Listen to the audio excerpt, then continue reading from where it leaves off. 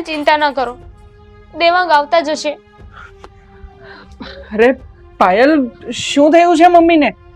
બેટા, કમરમાં બહુ વાગી ગયું છે, મારાથી દુખાવો સહન નથી થતો. મમ્મી, મેં ડોક્ટર સાહેબને ફોન કર્યો છે, એ બસ હવે આવતા જશે. પણ બેટા, તારે ડોક્ટર સાહેબને તારી હારે લઈને આવાય ને. મમ્મી, લાગે છે ડોક્ટર સાહેબ જ આવી ગયા છે.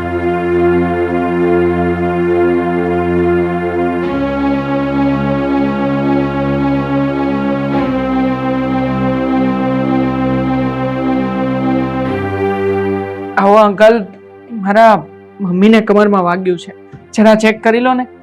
તમે લોકો અહીંયા બેસો, હું હમણાં ચેકઅપ કરી લઉં છું. ચાલ બેટા, મારી સાથે અંદર આવ, આપણે ચેકઅપ કરી લઈએ.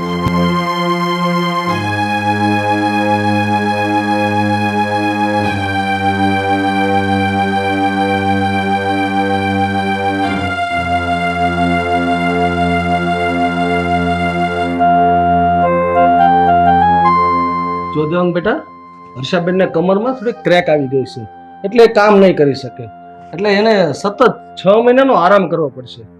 મેં તને જે મેડિસિન લખી દીધી છે ને, તું મેડિકલમાં જઈને એ લઈ આવજે દેવા, એટલે એને રાહત થઈ જશે. બરોબર?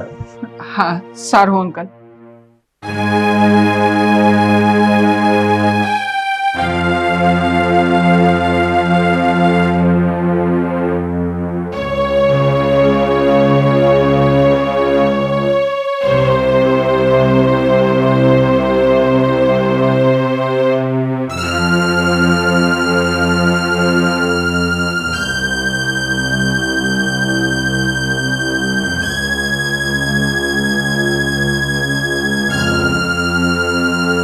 મમ્મી, તમારે હવે આ પલંગ પરથી ઊભું થવાનું નથી.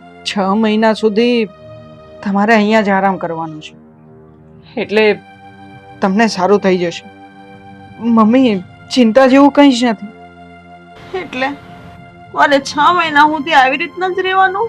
હા મમ્મી, ડોક્ટર અંકલે કહ્યું છે કે તમને પાછળના મણકામાં ક્રેક પડી ગઈ છે, અને જો તમે ઊભા થશો ને તો એ ક્રેક વધી પણ શકે છે. એટલા માટે તમારે 6 મહિના સુધી તો આરામ કરવો જ પડશે.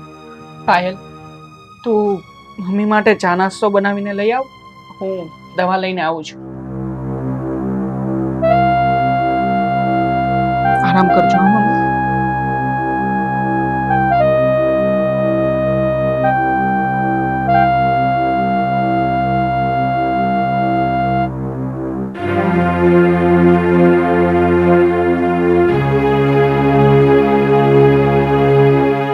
મમ્મી, આલો ચા નાસ્તા કરી લો, પછી તમારે દવા પણ લેવાની છે ને.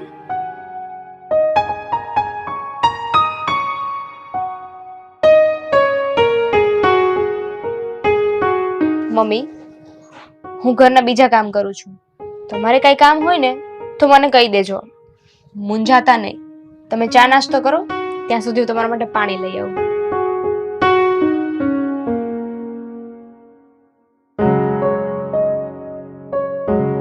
સપના બેટા, આ કબાટમાં મારા ચશ્મા પડ્યા છે, આપો ને. હું તમારી પાસે આવી નથી ને તમે મને કઈ કામ ચીંધ્યું નથી. હું કઈ તમારી સેવા કરવા નવરી નથી. હાથે ચશ્મા લઈ લેજો. અને આમ પણ તમારી કમર ભાંગી છે, હાથ નથી ભાંગ્યો. અને કમરમાં તમારે થોડી ક્રેક આવી છે, એટલે એટલા બધા નાટક કરવાની જરૂર નથી. હાથે તમ તારે તમારું કામ કરો.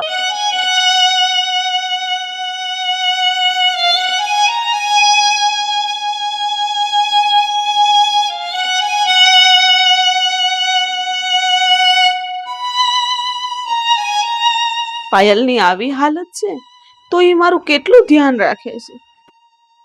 પણ બેટા, મને ડોક્ટરે કામ કરવાની અને ઊભું થવાની ના પાડી છે, એટલે હું તને સિંધુ છું. આપણા ઘરમાં ઓલી ગમાર છે ને, ઈ કામ કરશે, હું નથી કરવાની. કારણ કે હું કોઈ ગામડાની ગવાર નથી, આજના જમાનાની ભણેલી ગણેલી છોકરી છું. સમજી ગયા તમે? શું થયું મમ્મી, તમારે કઈ જોઈએ છે? લ્યો, આવી ગઈ તમારી ખાસ નોકરાણી. હવે તમારે જે કામ કરાવવું હોય ને તે એમને કહી દો. મારે મારી ફ્રેન્ડ સાથે શોપિંગ કરવા જવું છે. તમારી માટે ફાલતુ ટાઈમ નથી. શું જોઈએ છે તમારે મમ્મી, બોલો ને. કઈ નહીં બેટા, હવે મારે કઈ નથી જોતું. સારું મમ્મી, હું આવું છું.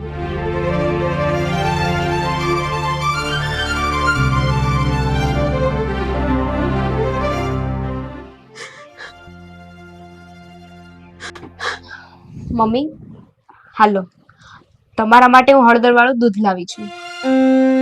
મમ્મી શું થયું? તમે કેમ રડો છો? દુખાવો થાય છે? દુખાવું તો મને થાય છે, પણ મારી પીડાનો નહીં, મારા કર્મોનો. મમ્મી કેમ છે હવે તમને? પહેલા કરતા સારું તો છે ને? હા બેટા, પહેલા કરતા મને હવે ઘણું સારું છે. પાયલ, તું મમ્મીને અહીંયાથી ઊભા નહીં થવા દેતી. એને જે કંઈ પણ જોઈએ ને એ બધું અહીંયા જ લાવી આપજે. હા દેવાંગ. સારું મમ્મી, તો હું અત્યારે ઓફિસ જાઉં છું, અને તમારે કંઈ લાવવું મૂકવું હોય તો મને ફોન કરીને જણાવી દેજો, હું લેતો આવીશ. હા બેટા. ચાલો ત્યારે હું નીકળું છું. હરે કૃષ્ણ. હરે કૃષ્ણ. સારું મમ્મી, આ છે ને તમે હળદર વાળું દૂધ પી લો, પછી થોડી વાર આરામ કરો ને એટલે હું તમને લેપ લગાવી દઉં.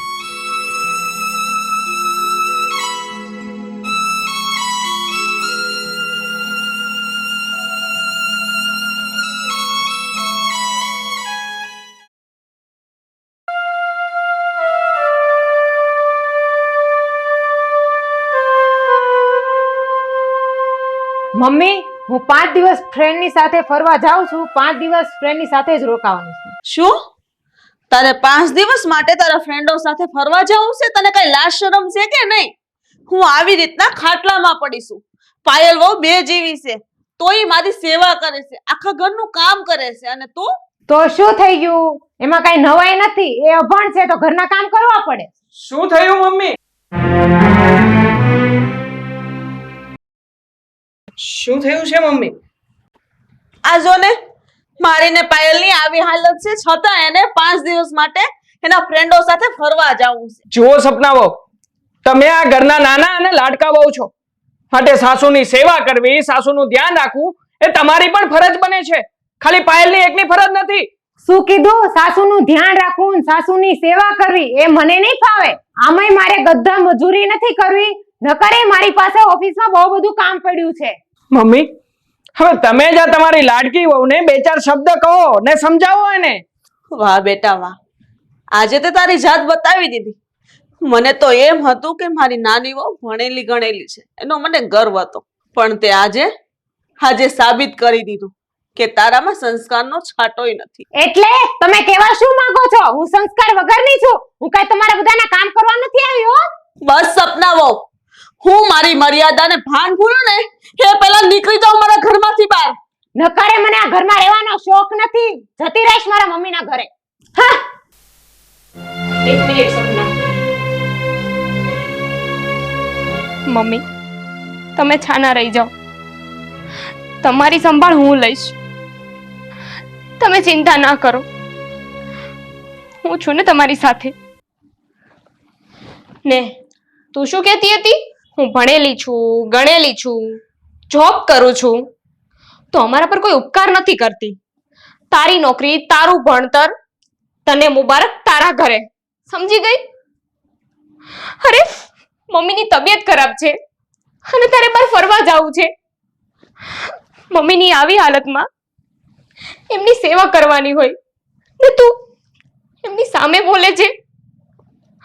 અરે તારું આવું ભણતર ક્યાંય કામમાં નહીં આવે, ને આવું ભણતર, આવી નોકરી શું કામની, જેમાં તો તારા સાસુની સેવા ના કરી શકે.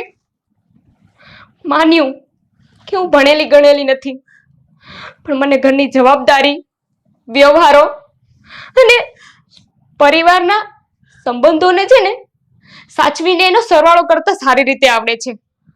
પણ આ બધું તને નહીં સમજાય, કારણ કે તારી આંખને આડે તો વહેમના પડદા ઢાંક્યા છે. તારે જાવું છે ને આ ઘરમાંથી, તું જતી રહે. મારા મમ્મીની સંભાળ હું જાતે લઈ લઈશ. તું જા, તારી કોઈ જરૂર નથી આ ઘરમાં.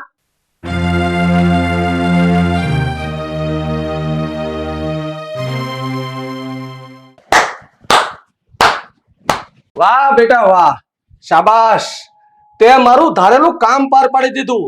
આઈ proud of you my daughter. મને ગર્વ થાય છે બેટા તારા ઉપર. તારા કારણે આજે મારી છાતી ગજ ગજ ફૂલી ગઈ છે. અરે ડોક્ટર સાહેબ, તમે અહીંયા? પણ તમે પાયલને આમ કેમ કહો છો? હર્ષાબેન, આમ કઈ ચોંકવાની કોઈ જરૂર નથી. પાયલને હું એટલા માટે કહું છું કે પાયલનો હું પપ્પા છું.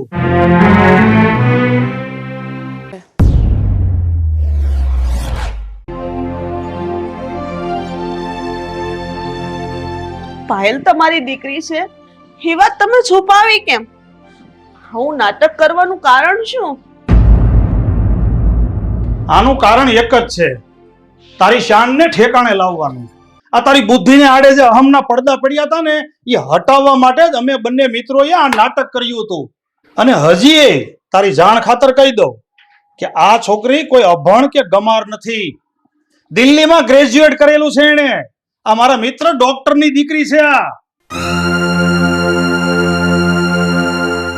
બેટા, તું આટલી ભણેલી ગણેલી છતાંય તે કોઈ દિવસ એવું નથી જતાવ્યું કે હું આટલી ભણેલી છું. તે વહુ તરીકેની બધી ફરજ નિભાવી, પણ મેં એક સાસુની ફરજ પણ ન નિભાવી. તો મને માફ કરી દેજે.